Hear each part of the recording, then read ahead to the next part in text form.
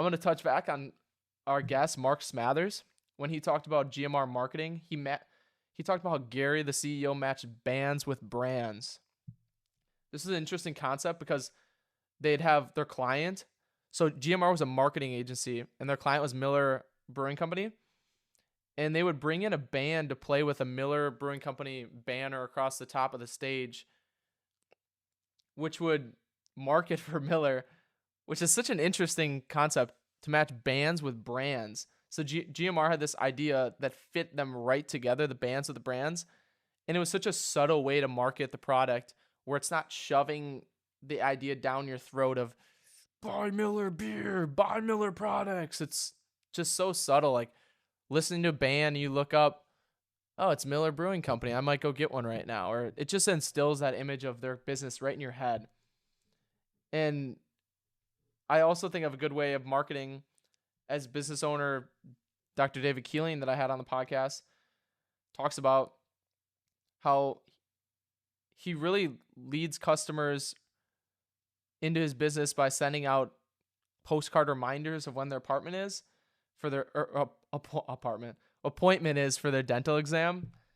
And another huge thing, is word of mouth, especially for a business like a dental office.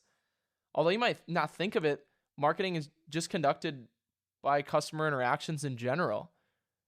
Dr. David Keeling talks about this, how he wants to be the most honest and knowledgeable person possible to his clients because they're going to trust him and maybe tell their neighbor, hey, I really love this dentist. He's so knowledgeable and honest with his work, and he does great work.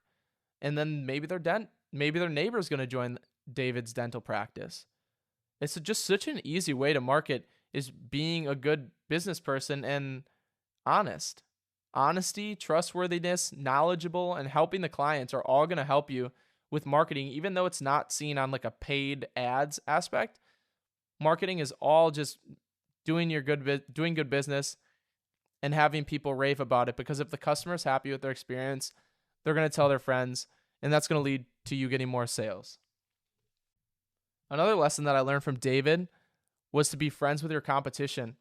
He talks about how a dental office is across the street from him, and he actually became friends with them. And competition isn't a thing in most industries because there's enough market share for everybody.